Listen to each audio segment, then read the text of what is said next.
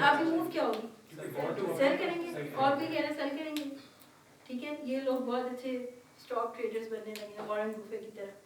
ठीक है, ओवरबॉट है ना, दिस इज जितनी प्राइस उस बाइंग प्रेशर प्राइस को ऊपर ले जाता है। This is the right opportunity window कि आप उसको 70% उसकी आपको आ गई है कि वो, और हमने थोड़ा सेफर के लिए उसको 80 पे भी रखा है। मैंने आपको बताया हम डीसी के कॉन्सेप्ट पे चल रहे हैं, मैंने 70 पे सिग्नल जनरेट नहीं कर रहे हैं। 70 पे हम कहेंगे वीक सेल, कॉन्फिडेंस हम लेंगे 80 पे 85 पे, स्ट्रॉन्ग सेल वाला। जी, अंडरबॉट की टर्मिनोलॉजी को थोड़ा सा कॉम्प्रिहेंड कर लें बाकी लोग। अंडरबॉट है, ठीक है, ओवर सोल्ड कहने चले, ओवर सोल्ड है, ठीक है, ओवर सोल्ड हो गया है। This is the right opportunity. कितना? 20% पे आ गया, 30% पे आ गया, 10% पे आ गया। This is the right opportunity. Buy करने से ज़्यादा प्राइस क्या गिनी आप उसकी? ठीक है, ठीक है। सेलिंग प्रेशर इतना था कि जो भी न्यूज़ आई जो आई सब ने सोची कि सबके स्टॉक और आप हैं जो उस अपॉर्चुनिटी को वहाँ पे अवेल कर रहे हैं। ओवरसोल्ड इज बियरिश, ये तो आप बताएंगे। हाँ मेरा ख्याल है oversold is bearish and overbought is bullish. जी, बाकी लोग जी ये सही था। देखा अब आप लोग कितनी टर्मिनोलॉजी से इक्विप्ड हो गए हैं, और अब जैसे यहाँ से निकलेंगे overbought, oversold, bullish, bearish, trend और साइड टर्मिनोलॉजी। ईएम में बताता हूँ क्या होता है, एमएससी। आज आपने घर जाके सबको ये बताना है, ठीक है, जो जो इसको कॉम्प्रिहेंड कर सकते हैं। ठीक है,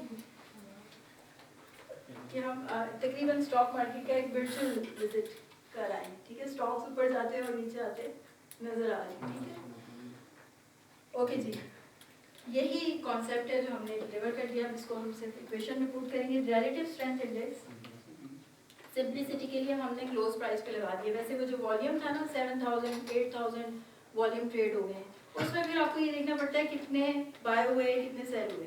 ठीक है, वो सब चीज़ें देखनी पड़ती है। तो सिंप्लिसिटी के लिए हमने प्राइस खुद भी बता दी होती है क्या हुआ है उसके साथ, ओवरबॉट हुआ है, तो प्राइस को रख के हमने इस पर रिलेटिव स्ट्रेंथ इंडेक्स लगाया है। स्ट्रेंथ बताएगी कि वाज दैट ओवरबॉट या ओवरसोल्ड। ओवरबॉट की जो कंडीशंस बनती हैं 70 से 100 के बीच में बनती हैं। जी, तो आपका जो RSI मॉडल होगा वो 70 से 100 के बीच में कैसे सिग्नल जनरेट कर रहा होगा? सेलिंग सेल के। और 0 से 30 के बीच में किस तरह के सिग्नल जनरेट कर रहा होगा? बाय। ठीक है, ओके जी। इसकी जो सिंपल कैलकुलेशन है ये है कि रिलेटिव स्ट्रेंथ इंडेक्स में आप ये फॉर्मूला है बेसिकली 100 की वेटेज पे आप इसको स्केल करते हो। उससे पहले ना आप मार्केट का upward trend divided by market का डाउनवर्ड ट्रेंड। ठीक है, अगर मार्केट का अपवर्ड लास्ट 14 डेज का लेकर आते हो, इसमें हम EMA नहीं लगाते, ये इंडिकेटर पे हम सिंपल मूविंग एवरेज लगाते हैं। लास्ट 14 डेज की रेकमेंडेड है। ठीक है, ट्रेंड और भी लगाते हैं लेकिन प्रैक्टिसिंग यही है। RSI 14 वैल्यूज का निकलता है, लास्ट 14 ऑब्जर्वेशंस का निकलता है। लास्ट 14 एवरेज जो ऑब्जर्वेशंस हैं उनमें से हम पॉजिटिव्स का एवरेज ले लेते हैं, उसको डिवाइड करते हैं नेगेटिव्स के एवरेज से, क्योंकि लास्ट 14 डेज में प्राइस ऊपर भी गई होगी और नीचे भी गई होगी। तो मूविंग एवरेज ले लेते हैं पॉजिटिव्स का, और जिसको गेन कहते हैं, और लॉस हम कहते हैं जो लास्ट आपकी मूविंग एवरेज है डाउनवर्ड की, उसका ले लेते हैं। उसका अब हम एवरेज निकालेंगे और वो जो वैल्यू वो लाके यहाँ पे प्लग इन करेंगे इस फार्मूला में। अगर तो मूविंग एवरेज की वैल्यू, अब इस सिंपल मैथ्स इसको थोड़ा सा देखें, मूविंग एवरेज की वैल्यू बड़ी आई आपके पास, तो जब आप प्लग इन करोगे 1 + RS में वो बड़ी वैल्यू यहाँ पे ये फार्मूला तो बुलिश हो जाएगा, RSI बढ़ जाएगा। हाँ जी, ओवरबॉट बुलिश। RSI की टर्मिनोलॉजी में कौन से लफ्ज यूज करने हैं? ओवरबॉट और ओवरसोल्ड। ये ठीक है, ओवरबॉट और ओवरसोल्ड टर्मिनोलॉजी। ये बुलिश बेरिश सूट कर रहा था। हमें ये पता कैसे चलेगा ओवरबॉट का? वॉल्यूम से भी पता चलता है, हमने क्लोज प्राइस से मूविंग एवरेज। अभी क्लोज प्राइस पे फार्मूला लगा दिया। क्लोज प्राइस में से लास्ट 14 दिन की जो अपवर्ड थी उनका एवरेज ले लिया, क्लोज प्राइस में से जो लास्ट नेगेटिव वैल्यूज थी उनका एवरेज ले लिया, दोनों के पॉजिटिव और नेगेटिव एवरेजेस को RS में स्टोर कर लिया। RS की वैल्यू लाके इधर प्लग इन करेंगे, यहाँ से हमारे पास 0 से 100 के स्केल में वैल्यूज आएंगी। मेरा ये क्वेश्चन था, थोड़ा फाइनेंस से हट के मैथ्स पे आ जाते हैं कि आपके पास जब RS की वैल्यू आएगी और उसमें मूविंग एवरेज की वैल्यू लार्जर होगी, डिवाइड हो रहे हैं ना, आर एस की वैल्यू में इसकी वैल्यू लार्जर है, तो ओवरऑल आंसर इसका लार्जर वैल्यू आएगी। वो लार्जर वैल्यू लाके अब जब यहाँ इक्वेशन में पुट करते हो तो आपकी आरएसआई की टेंडेंसी ओवरबॉट है, ओवरबॉट ओवरबॉट जी ठीक है। आपकी वो जो आप कहते हैं बुलिश उस पे ट्रेंड में जा रही है, ठीक है। और अगर आपकी नेगेटिव ज्यादा है तो वो उस पे आपके ओवरसोल्ड कंडीशंस को एनवायरनमेंट को क्रिएट करें, ठीक है। हम अगेन अपने कॉन्सेप्ट्स की रिस्पेक्ट करते हुए कि बिल्कुल 70 पे नहीं कह देना बाय एंड गो, हम उसको डीसी अप्रोच पे रखेंगे। स्ट्रिक्ट कर दिया है, जो आपका 75 है वहाँ पे वीक को आपको सिग्नल दिया है ओवरबॉट कंडीशंस का।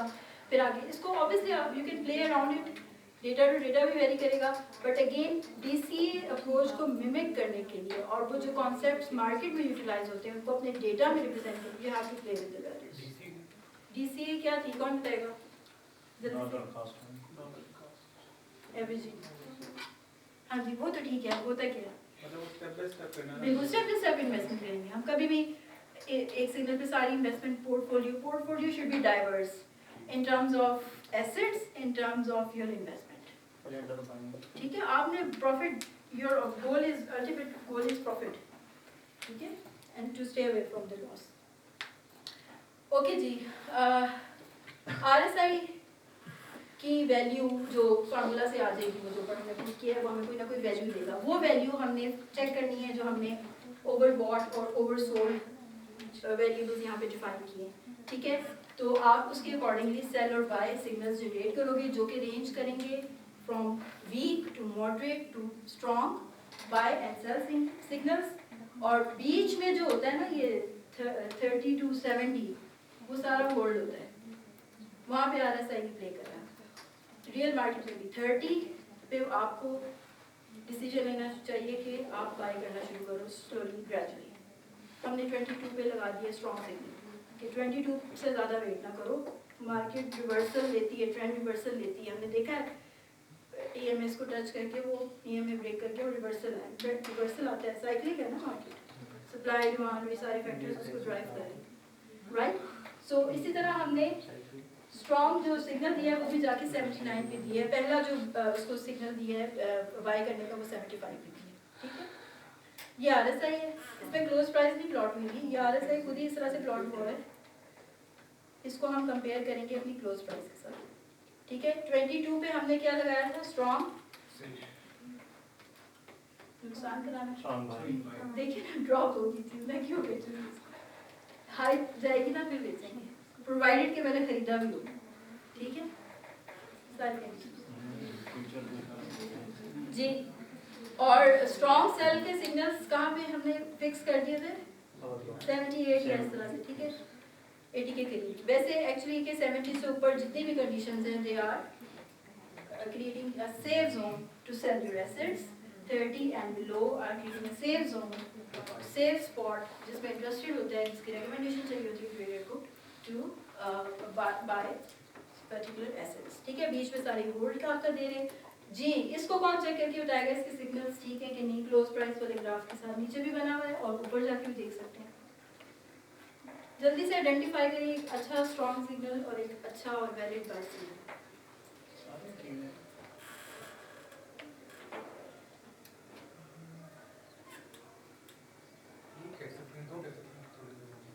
डेट को देखिए, जुलाई में और सही वाला ढूंढ के बताना है जी। कौन सा आप बता रहे हैं, सॉरी जुलाई वाला जो है वो थोड़ा सा आप सेल की बात करें बाय जुलाई की थोड़ी बात, ये सेल क्या है, क्लोज को जाके देखते हैं जी। जुलाई के बाद इसने यहाँ पे सेल बोला, बाय बोला है। जब बाय बोला है तो देखिए अपवर्ड ट्रेंड किया था, राइट टाइम पे आपको बाय का सिग्नल दिया जी। सेल का निकाल 2020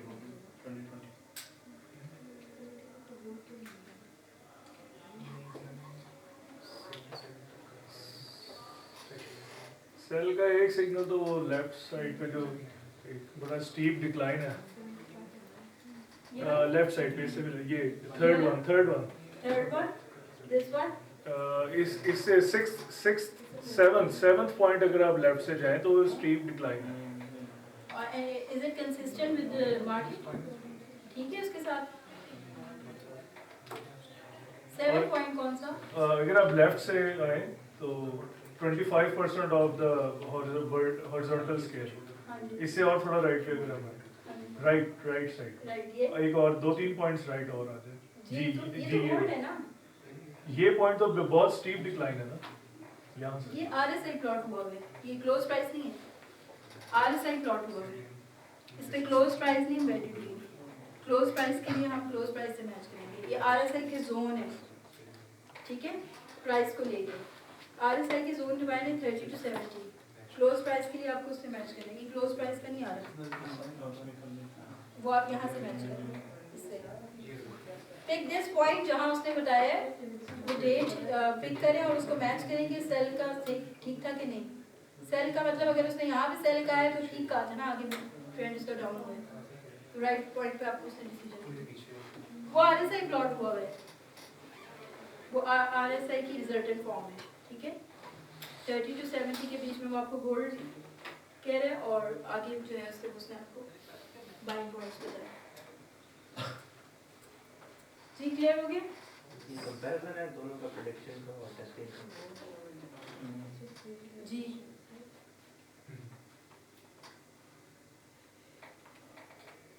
बिल्कुल सही बताएं।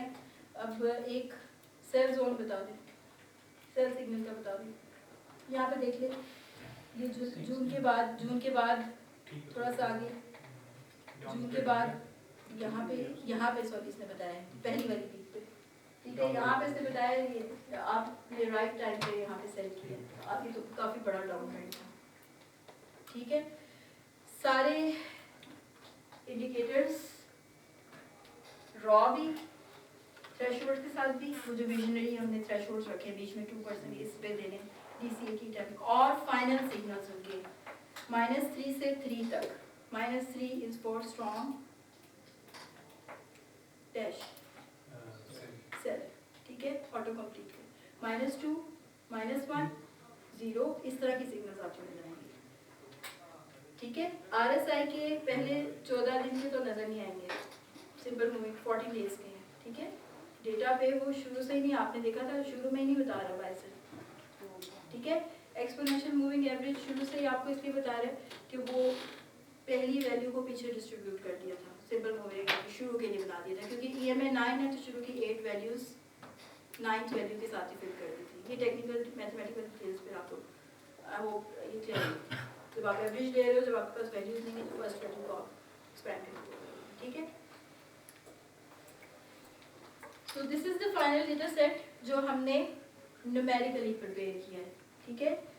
इस डायग्राम से यहाँ एक मिसलिनियस में बताने का ये मकसद था कि जो हम EMA 55 को लेके चले हैं, जब हमने उसको एक्सपेंड किया ना 10 साल के OGDC पे, तो ये EMA 55 किसी काम का नहीं रहा, और ये छोटे 10 मंथ्स पे हमें बहुत सारे सिग्नल जनरेट करके दे गया। तो अगेन EMA डिपेंड करेगा डेटा पॉइंट्स आपके कितने, आप ऑब्जर्वेशंस क्या देखना चाह रहे हो, वहाँ पे फिर आप इसके लिए इसका स्ट्रॉन्गर वर्जन लेकर आओगे टू डिसाइड और टू प्रिपेयर योर स्ट्रेटजीज।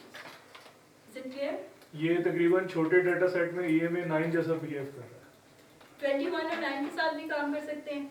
55 आपको तकरीबन उस तरह का रोल प्ले कर रहा है जैसे हम 1-1.5 साल की डेटा पे 200 को लें, बहुत स्मूथ करवाती है, स्ट्रॉन्ग रेजिस्टेंस जब करेगा और जब करेगा तो सपोर्ट स्ट्रॉन्ग देगा, ठीक है।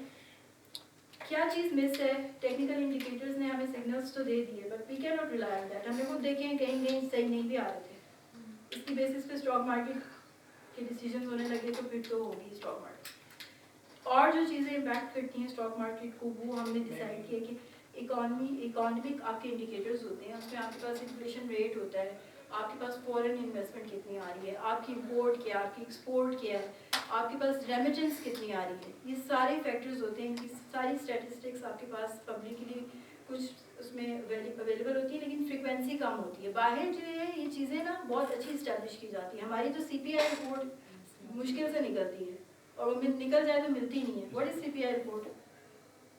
कंज्यूमर प्राइस इंडेक्स जो Price आपकी index. इन्फ्लेशन रेट वगैरह के लिए कर रही थी, ठीक है। तो ये उनकी फ्रीक्वेंसी कम होती है। यहाँ डेली प्राइस तो आप उठा लोगे स्टॉक की, इंटरेस्ट रेट आपको स्टेट बैंक ऑफ पाकिस्तान से और इस तरह से चीज़ों से, वो फैक्टर्स हमें और डालें और मिक्सअप करें तो अच्छी बात है और पैटर्न लर्न होंगे, क्योंकि इकोनॉमी भी आपकी उसकी सिचुएशन भी ड्राइव करेगी। अभी स्टॉक मार्केट बिल्कुल इलेक्शन से पहले कहाँ जा रही थी, हवा पे, और अभी बिल्कुल बेरिश हुई है, ठीक है। तो और इस वक्त S&P जो है वो कहाँ जा रहा है।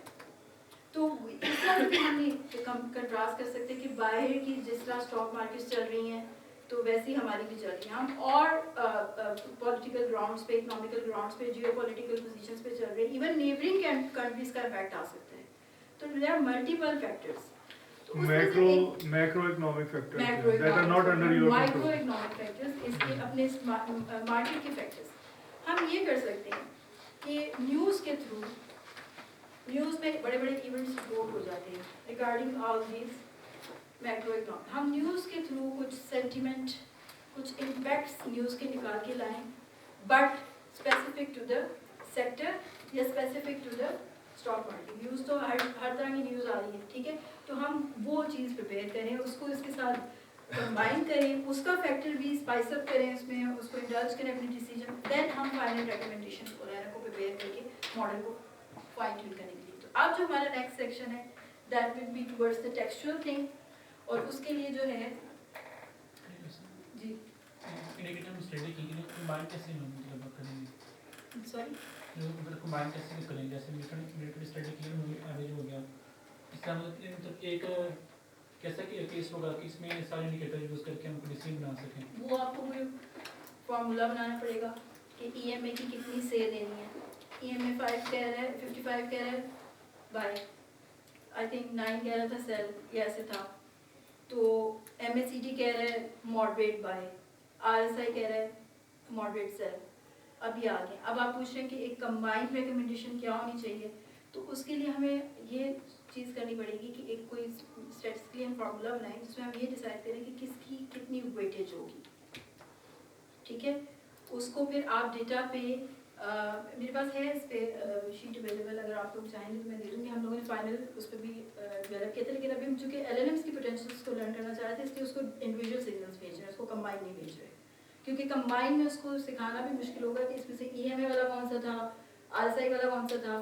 तो इसलिए इसको इंडिविजुअल इंडिकेटर्स पाकिस्तान की स्टॉक मार्केट में स्पेसिफिकली ऑल सेक्टर के हम कंबाइन करके भेजेंगे और साथ न्यूज़ का इम्पैक्ट न्यूमेरिकली बना के भेज देंगे। तो यहाँ पे ये कि आपको कंबाइन करने के लिए you have to back test your data. आपने कोई फार्मूला बनाया, आप दोबारा वो फैक्टर्स लगा के, आपके पास जो ट्रुथ में आपके पास जो ट्रुथ राउंड आएगा इसमें, वो आपकी चेंज परसेंटेज का कॉलम है, ये वाला जो हमने ऊपर से लेते आ रहे हैं उसको। चेंज परसेंटेज आपके पास ट्रू रिप्रेजेंटेशन है कि मार्केट अगले दिन ड्रॉप हुई थी या अप गई थी, ड्रॉप हुई थी, अप हुई थी। अब आपके इंडिकेटर्स मिला के जो सिग्नल दे रहे हैं वो कह रहे हैं बाय कर लो, और अगले दिन मार्केट जो है वो गिर गई है, आपके पास ट्रुथ राउंड। तो it means you have to revise that formula जहाँ कंबाइन किया है। तो ट्रुथ राउंड आपके पास अवेलेबल है, आपके पास डोमेन नॉलेज भी है, डेटा भी है, तो आपके पास पूरा एवेन्यू है। कुछ फार्मूला फॉर्मुलेट करें, कंबाइन एक उनकी सेल लें, वेटेज वैसे भी दे सकते हैं आप। आरएसआई की 1 वेटेज है फॉर एग्जाम्पल, ईएमए को हम 2 वेटेज देते हैं, जो भी उसका फॉर्म आएगा आंसर उसको हम 2 वेटेज के साथ मल्टीप्लाई करते हैं, और इनको सम अप करके हम फाइनल डिसीजन निकाल रहे हैं 3 होगा भी बाय होगा। कंपेयर करें अपने चेंज परसेंटेज के साथ, डेटा है वहाँ पे वो कह रहा है मार्केट की अगले दिन, तो दैट्स अ इनकरेक्ट प्रेडिक्शन। तो यू नीड टू रिवाइज, तो वहाँ से उसको करके और क्या वेटेजेस होनी चाहिए उसको फिर आप सेट कर करके you have to experiment for that, and you can definitely prepare a final column जिसमें आप फाइनल रिकमेंडेशन लेकर आ सकते हैं, ठीक है जी। बैगिंग का बैगिंग मतलब मशीन लर्निंग में जो होती है बैगिंग, वो आप कोई भी टेक्निक अप्लाई करिए। मैं तो आपको तरीका बता रही हूँ कि डेटा को आप कैसे, उसमें आपके पास ग्राउंड ट्रूथ किधर है, और आप वो आप फॉर्मूलाज कौन से लगाते हो आप, टेक्निक्स कौन से, it's up to you have to experiment, maybe it will work, maybe it will not work, you have to come up with another strategy, ठीक है। तो you can try the 10 months data, और ये आपके पास जो data source है investing.com पे पड़ा हुआ है, आप किसी भी कंपनी का नाम पिक करो, investing.com पे जाके पाकिस्तान की स्टॉक या PSX पे भी जाके आप कर सकते हो, और वहाँ पे जाके आप उस सेक्टर का लेके 10 साल का डेटा लें, 20 साल का लें, 15 साल का लें, ठीक है, क्लोज प्राइस ले लें, and you have the ground close, वो जो चेंज परसेंटेज उस क्लोज प्राइस की निकलेगी, और आप you can play with the indicators और आप फाइनल स्कोर देखिए। मैंने आपको पर्पस बता दी, हम कंबाइन करके क्यों नहीं लेके गए, LLM को कैसे फिर टैग करके बताते कि फाइनल में से EMA वाला कितना था या वो कितना था, ठीक है। तो हम इंडिविजुअल सिग्नल्स को लेके जाएंगे, वो भी पाकिस्तान की डायनामिक्स को रिप्रेजेंट कर देगा, क्योंकि इनमें सारी इन्फॉर्मेशन होल्ड है कि स्टॉक प्राइस के साथ हुआ गया है, ठीक है। ये सारी इन्फॉर्मेशन रिटेन करके आप LLM को आगे फीड करोगे विद ट्रू एग्जांपल्स, ठीक है जी। और कोई क्वेश्चन? ठीक है, इसको देखते हैं, होपफुली कवर हो जाएगा, क्योंकि हमने ब्रेक भी नहीं, ब्रेक चाहिए आप लोगों को तो बता दें, नहीं तो इसको फिनिश करें ताकि कल फिर आप लोग फाइन ट्यूनिंग की तरफ right away move on they. News के लिए इसको सिंपल रखते हैं, न्यूज़ की मोटिवेशन मैंने बता दी, हमने न्यूज़ के थ्रू जो जियोपॉलिटिकल सिचुएशन है, आपके मैक्रो इकोनॉमिक इंडिकेटर्स की कुछ ना कुछ नॉलेज इंटरकेट हो सकती है, न्यूज़ की फॉर्म में होती है। न्यूज़ बेसिकली आप एक सोर्स से तो नहीं लोगे, मल्टीपल सोर्सेज से लेंगे, क्योंकि एक तो आपके पास इंफॉर्मेशन काफ़ी स्प्रेड होती है, तो हमने मल्टीपल सोर्सेज से लिया डेटा, 2-3 सोर्सेज। बिजनेस रिकॉर्डर बहुत ज़्यादा पॉपुलर है फाइनेंशियल कम्युनिटी में, यहाँ पे वहाँ पे उसकी आपकी OGTC की न्यूज़ हैं और उससे रिलेटेड हमें चाहिए होगी, ठीक है। अब हमने इसमें से डिफरेंट न्यूज़ को निकालना पड़ेगा, वो प्रोसीजर करना पड़ेगा। डिफरेंट पाकिस्तान टुडे में भी है, ट्रिब्यून में है, तो वो इट्स अप टू यू, आप डिफरेंट सोर्सेज से वहाँ पे न्यूज़ को कलेक्ट कर सकते हो। चाहो तो फाइनेंशियल आर्टिकल्स का कोई हब मिल जाए, वहाँ से फाइनेंशियल आर्टिकल्स, आप चाहो तो ट्वीट्स, फाइनेंशियल ट्वीट्स को कर लो, वहाँ से भी आपकी मैक्रो इकोनॉमिक और दूसरी सिचुएशंस की रिफ्लेक्शन हो जाएगी, ठीक है। तो वो आप वो एंगल्स कहीं से भी लेकर आ सकते हो, और उसमें से आपने फाइंड क्या करना है कि इम्पैक्ट क्या आ रहा है, इन न्यूज़ का इम्पैक्ट हमारी मार्केट पे क्या आ रहा है, उन क्लोज रेट्स पे आप मर्ज करके फिर चेक करोगे, ठीक है। कि अगर न्यूज़ पॉजिटिव थी तो आगे अगले दिन फिर प्रॉबेबली प्राइस आगे जानी चाहिए। न्यूज़ पॉजिटिव थी 1 से रिप्रेजेंट कर रहे हैं, नेगेटिव थी -1 से रिप्रेजेंट कर रहे हैं, न्यूज़ न्यूट्रल थी 0 थी, तो यही चीज़ें हम उसके साथ भी कर सकते हैं, ठीक है। तो वही काम यहाँ पे भी हमने किया। तो न्यूज़ को कलेक्ट करके कुछ प्री प्रोसेसिंग थी, वो स्टेप्स मैंने यहाँ लिख दिए हैं, होपफुली आप लोग फैमिलियर हो गए इससे पहले भी, ये कोई नई चीज़ तो नहीं है इसमें कि नॉर्मली जब आपने डेटा कलेक्ट किया है स्क्रिप्ट्स के थ्रू, स्क्रिप्ट्स लिखने पड़ेंगे, डिफरेंट सोर्सेज से डेटा लाना पड़ेगा, कहीं मिलेंगे नहीं मिलेंगे। निखार ने बहुत अच्छा उर्दू का, इन्होंने उर्दू सोर्सेज से कलेक्ट किया हुआ है डेटा, ठीक है, काफ़ी मेहनत की है उन्होंने उस पर, फिर NER और इस तरह के टास्क इन्होंने परफॉर्म किए, तो it takes a lot of time, lot of effort to understand that, उस सारा स्क्रैप करके उसको प्रॉपर मेंटेन और स्ट्रक्चर फॉर्मेट में निकालना, ठीक है। इंग्लिश के लिए भी हमारी कुलीग है, उन्होंने कलेक्ट किया सारा डेटा, स्क्रिप्ट्स लिखे इसके, सारा डेटा उन्होंने प्रॉपरली पार्ट टाइम इसकी प्रिपेयर की है, सना नाम है उनका, ठीक है। तो वो उन्होंने ये सारा प्रिपेयर किया, तो यहाँ पे ये न्यूज़ की डिफरेंट कैटेगरीज की बेसिस पर उन्होंने फिल्टर लगाए। अगर इंटरटेनमेंट कैटेगरी थी और हेल्थ और ये वो तो स्टॉक मार्केट के फैक्टर्स में हम नहीं लेकर आ रहे हैं ऑब्वियसली, और जो स्पेसिफिक टू द बिजनेस है, specific to the financial means है, या इकोनॉमिक मीन्स है, या वर्ल्ड के एस्पेक्टिव से हैं, उन कैटेगरीज को हमने रिटेन किया। इवन 10 मंथ्स के बैच के लिए जो हम इंग्लिश की न्यूज़ लेकर आए, वो हमारे पास इन लैक्स थी, 10 मंथ्स की लैक्स में न्यूज़ है। उधर हमारे पास क्लोज पॉइंट्स कितने हैं, 210 मीनिंग के, OGTC की 200 पॉइंट्स है, 203 पॉइंट्स है, क्योंकि वो वर्किंग डेज के अलावा तो फिर स्टॉक प्राइस की वैल्यूज़ नहीं आएंगी, बिजनेस डेज पे आ रही, तो उन पे मैप करना लैक्स ऑफ न्यूज़ को तो बहुत ज़्यादा मुश्किल होगा, तो हमें उसको थोड़ा क्लीन करना है। तो पहले हमने इस तरह से क्लीन किया कि कैटेगरीज मेंटेन की होती हैं न्यूज़पेपर वालों ने, तो उनकी कैटेगरीज जो नहीं रिक्वायर्ड थी वो डिस्कार्ड कर दी, ठीक है।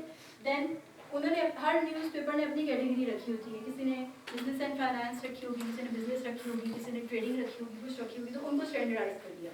तो जो हमने किया था वो नॉर्मली पाकिस्तान, वर्ल्ड और इस तरह से बिजनेस के पर्सपेक्टिव से किया था, वहाँ से थोड़ी सी न्यूज़ को फिल्ट्रेशन किया, देन कीवर्ड बेस एक्सट्रैक्शन किए, कीवर्ड्स के लिए रेक भी यूज़ किया उन्होंने सर ने, और इस तरह से और भी मॉडल्स यूज़ किए बेसिकली आपकी ऑटोमेटिक की एक्सट्रैक्शन आपकी न्यूज़ के डेटा से कुछ डेटा से आप लर्न करके कीवर्ड्स निकाल देते हो, वो इंपॉर्टेंट कीवर्ड्स हैं। अब जैसा OGDC के लिए हमारे पास इंपॉर्टेंट कीवर्ड्स थे ब्रेंट, सीपैक, इकोनॉमी बूस्ट के लिए कीवर्ड है, ठीक है। फिर हमारे पास थे OGDC का खुद टैग आ रहा था, ठीक है। और फिर ऑयल सेक्टर के, पेट्रोलियम के, फिर गल्फ ऑयल बड़ा इंपॉर्टेंट कीवर्ड है क्योंकि वहाँ की कोई भी न्यूज़ होगी वी वुड बी इंटरेस्टेड, क्योंकि हम कहीं से इम्पोर्ट कर रहे हैं और कहीं पे हम उसके मार्केटिंग के पॉइंट ऑफ व्यू से उसमें इंटरेस्टेड हैं, ठीक है। तो वो चीज़ें इम्पैक्ट कर रही हैं। तो गल्फ रीजन से रिलेटेड ऑयल की जितनी भी थी उनको कीवर्ड्स के थ्रू एक्वायर किया।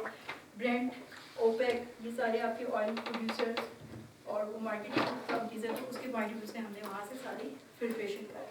तो ये तो वो टास्क था जो आपको prior to feeding to the LLM आपको करना पड़ेगा, ठीक है। सैंपल आपके पास यहाँ पे है,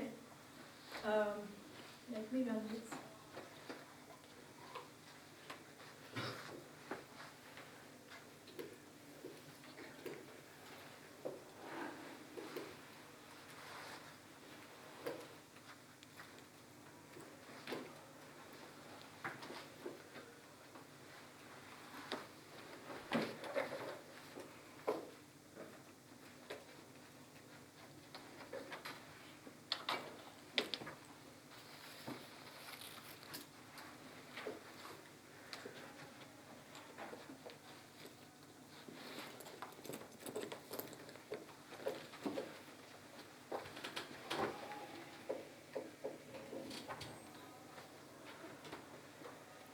ये यहाँ पे ना नवंबर की न्यूज़ आप लोगों के पास ड्राइव पे शेयर्ड है।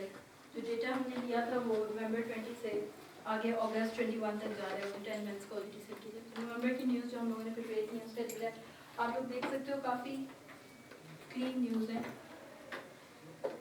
यहाँ पे आपके पास कैटेगरीज भी आ रही हैं जो हमने स्टैंडर्ड कैटेगरी बनाई। बिजनेस, इंटरनेशनल न्यूज़ पे हमारा फोकस है, बिजनेस न्यूज़ पे हमारा फोकस है, anything related to the Pakistan and its economy, foreign investments हैं, रेमिटेंस हैं, जो कि इकोनॉमी को बूस्ट करती हैं, इवेंचुअली स्टॉक मार्केट को बूस्ट करेंगी और वो डिसाइड कर सकती है। स्पेसिफिकली ऑयल सेक्टर से रिलेटेड जितने भी न्यूज़ पॉजिटिव और नेगेटिव आ रही हैं वो इसमें कैप्चर करने की कोशिश की है, ठीक है। ठीक है, ये देखिए major gulf oil markets fall on oil prices और इस तरह की न्यूज़ आप लोग पाकिस्तान की एक्सपोर्ट्स के बारे में है, ठीक है। आपकी ठीक है लॉकडाउन और उस टाइप की वहाँ पे न्यूज़ चल रही थी क्योंकि आपने जो इवेंट्स चल रहे हैं पॉलिटिकल जो जियो स्पेशली वो भी आपने यहाँ पे कवर करनी थी, ठीक है। तो बेसिक न्यूज़ जो है काफ़ी हद तक इसमें कवर होगी, एक्स्ट्रा न्यूज़ भी होंगी तो वो फिर समहाउ किसी प्रोसेस के थ्रू में डिस्कार्ड करनी पड़ती है। तो लेट्स पिक अ न्यूज़ और देखते हैं कि उसका इम्पैक्ट। यहाँ पे पर्टिकुलर एक न्यूज़ है, ठीक है, ये हमने पिक की है। इट्स अबाउट ओगरा जो है रेगुलेटरी अथॉरिटी है, OGDC और इन सब जितने भी पेट्रोलियम अटल पेट्रोलियम इन सबको रेगुलेशंस के पॉइंट ऑफ व्यू से करती है। OMC जो ऑयल मार्केटिंग कंपनी है पाकिस्तान में, उससे रिलेटेड एक न्यूज़ है कि उनको 16% हाइक दे दी है गवर्नमेंट ने पॉलिसीज में on their benefits. It's a good news, ठीक है। तो इस डेट को अगर कोई न्यूज़ आ रही है इतनी इंपॉर्टेंट, तो द फॉलोइंग डे ट्रेंड जो है वो आगे बढ़ना चाहिए, ठीक है। तो ये इस तरह से हम इसको इंडिकेट करेंगे, जैसे इंडिकेटर्स भी अपनी इंफॉर्मेशन लेकर आ रहे हैं, इसी तरह अगर न्यूज़ से भी इम्पैक्ट आ रहे हैं तो वो काफ़ी हद तक चीज़ें उसमें कवर हो सकती है। जब उनको कंबाइन करके हम फीड करेंगे तो LLM को हमारी पाकिस्तान की डायनेमिक्स और उसको इफेक्ट करने वाली चीज़ों का ज़्यादा अच्छा आइडिया होगा, ठीक है। तो again the process to find the impact या सेंटिमेंट, अब हमारे पास LLM एग्जिस्ट करते हैं तो हमने उन्हीं को यूटिलाइज किया, ठीक है। लैंगचेन का फ्रेमवर्क है, थोड़ा सा मैं इसमें LLMs का आपको मैम ने बताया, इसकी डॉक्यूमेंटेशन भी यहाँ पे अवेलेबल है, उसको आप फर्दर जाके एक्सप्लोर कर सकते हैं। But basically it's a framework जहाँ पे आप डिफरेंट LLMs को फ्रॉम डिफरेंट वेंडर्स कंबाइन कर सकते हो। नॉर्मली ये होता है कि आप LLM को एक ट्रिवियल टास्क के लिए परफॉर्म करेंगे कि न्यूज़ पे हमने टास्क परफॉर्म करना है, कुछ ना कुछ करना है, न्यूज़ के साथ समरी का टास्क परफॉर्म करना है, सेंटीमेंट का करना है, हमने उसमें से इम्पैक्ट निकाल के लेकर आना है, ठीक है। तो LLM को हम इसमें प्रॉम्प्ट करेंगे कि वो इस तरह से उसमें से इम्पैक्ट लेकर उसको डायरेक्शन देगी। तो अब LLMs का ये होता है कि बेसिकली आप जिस टास्क के लिए जिस वेंडर का वहाँ पे पॉपुलर है तो प्रॉबेबली आपको उस हिसाब से उसको लर्न करना पड़ता है। किसी और वेंडर का मे बी किसी और टास्क पे वो डिफाइन हो, तो LangChain do provide you a platform और framework जहाँ पे आप multiple LLMs को एक chain आउट भी कर सकते हो for the trivial task जो जितना आप perform कर रहे हो, summary followed by impact followed by certain another decision, तो वो chain आप कर सकते हो. It's a framework जो कि आपके different vendors के LLMs को join up करने में help out करता है. ठीक है, राइट नाउ हम इसको इतना ही रखते हैं. ओपन सोर्स है, ठीक है, इसकी लाइब्रेरी आप इंस्टॉल करके इसमें आप OpenAI का मॉडल कॉल करो LangChain के थ्रू, हगिंग फेस पे डिप्लॉयड कोई मॉडल वहाँ पे कॉल करो, या आप और किसी वेंडर का करो, वो पेड है या नॉट पेड है. काफ़ी हद तक इसके थ्रू आप ऑब्वियसली सारे मॉडल्स को वहाँ पे चेक भी कर सकते हो, सोलो भी यूटिलाइज कर सकते हो. ठीक है, प्लस इसकी अपनी बिल्ट इन लाइब्रेरीज हैं, क्वाइट इंटरेस्टिंग टू सी. आप डॉक्यूमेंट में जाके इसको थोड़ा सा देख कर आओ, फर्दर इसको हम कल भी डिस्कस कर लेंगे, जो कि आप डिफरेंट लाइब्रेरीज अंदर ये क्या करेगा. LLMs अगर आपने फाइन ट्यून करने हैं या इस तरह की प्रिविलेजेस, ऑब्वियसली वहाँ पे आप उनकी लाइब्रेरीज को यूटिलाइज कर सकते हो. दूसरा ये कि आपके डिफरेंट डेटा सोर्सेज से आपको ये अब RAG का जो कॉन्सेप्ट है वो हम लोग परसों कवर करेंगे. तो डिफरेंट, क्योंकि LLMs आउटडेटेड होते हैं. आप ChatGPT से कुछ ऐसे सवाल पूछ लो, इंश्योरेंस पॉलिसी में फलाने बंदे का ये केस है, तो क्या तुम कहेगा ये कौन है, ठीक, आउटडेटेड है, उसको कॉन्टेक्स्ट नहीं पता, उसको फीड करना पड़ेगा. अभी हम इससे स्टॉक मार्केट की रिकमेंडेशन है वो क्या बताएगा, जो भी होगी वो रिलायबल नहीं होगी. आखिर हमने इसको फाइन ट्यून किया है कि भाई ये टेक्निकल इंडिकेटर्स हैं, इस तरह की न्यूज़ है, इस तरह की इम्पैक्ट है, अब रिकमेंडेशन दो. तो वो थोड़ी सी उस पर हमें करवानी पड़ेगी. तो आउटडेटेड है तो LangChain do provide you mechanism कि आपने LLMs को कुछ डेटा सोर्सेज के साथ, जैसा मैम ने दिखाया था, हाफ पेज को रीड करवा दिया, अब उस पेज में से जो क्वेश्चन करने हैं वो आपको बताएगा. ठीक है, तो आप डिफरेंट डेटा सोर्स के साथ इजीली प्लग इन और वो सारी चीज़ें कर सकते हो. तो इट्स अ फ्रेमवर्क का जो पर्पस होता है किसी भी सॉफ्टवेयर पैकेज में भी, तो वो LangChain का भी यहाँ पे है रिगार्डिंग टू LLMs. ठीक है, LLMs के अलावा इसमें चैट मॉडल्स भी होते हैं. LLM का तो काम है ना कि आपको एक कन्वर्सेशन में तो नहीं इंगेज कर रहा, आपने एक चीज़ पूछी, मुझे सेंटिमेंट निकाल दो, क्लासीफाई कर दो, करके दे दिया. ठीक है, आप कन्वर्सेशनल बनाना चाहते हो कि आपकी क्यूरी को वो थोड़ा सा अंडरस्टैंड करके उसका कॉन्टेक्स्ट भी अंडरस्टैंड करे, फिर दोबारा आपसे बात करें. तो चैट मॉडल्स भी इसमें अवेलेबल है, LLMs भी अवेलेबल है. हम अपने टास्क के लिए, सेंटिमेंट के लिए और समरी के लिए LLM मॉड्यूल यूज़ करेंगे, वहाँ पे चैट मॉडल भी अवेलेबल है. अगेन एम्बेडिंग के लिए भी आप यूज़ कर सकते हो. ये मैं उसकी बता रही हूँ, आप ये डॉक्यूमेंटेशन ओपन करेंगे, वहाँ पे सारी चीज़ें अवेलेबल है. ये उसकी वर्सटैलिटी बता रही है. बिल्कुल ऐसे एजेंट्स होते हैं, बेसिकली वो डिफरेंट एजेंट्स रिस्पॉन्सिबल होते हैं कि आपके कौन से LLMs को किस टास्क के लिए इंगेज करना है. Even they are able to do that right in the whole chain. आपको सिर्फ स्क्रैच से कॉन्फ़िगरेशन नहीं करनी पड़ती, you have to put the calls only in the chain. एक आउटपुट जो है दूसरे LLM की इनपुट बन सकती है. ठीक है, तो ये वाला कॉन्सेप्ट है. ठीक है, हैविंग सेड दैट अब हम मूव करते हैं. जो पहला टास्क है हमारा, न्यूज़ आ गई, रॉ न्यूज़ थी, वो इतनी बड़ी न्यूज़ थी, हमने अभी पार्शली देखी है वो न्यूज़. 5,000 वर्ड्स की भी न्यूज़ है. एक न्यूज़ थी 32,000 वर्ड्स की, पता नहीं वो पूरा एडिटर ने अपने ख्यालात का इजहार किया होता उसमें. अखबार में एडिटर्स अपने ख्यालात का इजहार करते करते 32,000 वर्ड्स पे पहुँच गए. तो वो अब हमने तो सारी उठाई है, तो वो उनको किस तरह से हमने मैनेज करना है. बेटर अप्रोच है कि उसकी समरी मिला ली जाए, फिर जाके उसका सेंटिमेंट किया जाए. This is always a better approach. तो हम LLMs को यूटिलाइज करते हुए थ्रू प्रॉम्प्ट क्या है, प्रॉम्प्ट इंजीनियरिंग क्या है, उसको भी डिस्कस कर लेते हैं. हम उससे उसकी समरी और इम्पैक्ट निकालने की तरफ जा रहे हैं. उसके लिए सबसे पहले you have to install the LangChain. Simple command है, फिर इंस्टॉल LangChain. इसको अपनी इन्वायरमेंट में इंस्टॉल करना होगा. OpenAI हम यूज़ करेंगे. आप हगिंग फेस का कोई करना चाहते हो वो भी कर सकते हो. ChatGPT 3.5 को आप API के थ्रू यूज़ कर रहे हो, थ्रू LangChain यहाँ पे हम यूज़ करेंगे. तो आप कोई भी मॉडल आपने पे भी किया हुआ है, उसका सारे क्रेडिट्स दिए हुए हैं, तो फिर आप उसको वहाँ से यूटिलाइज कर सकते हो.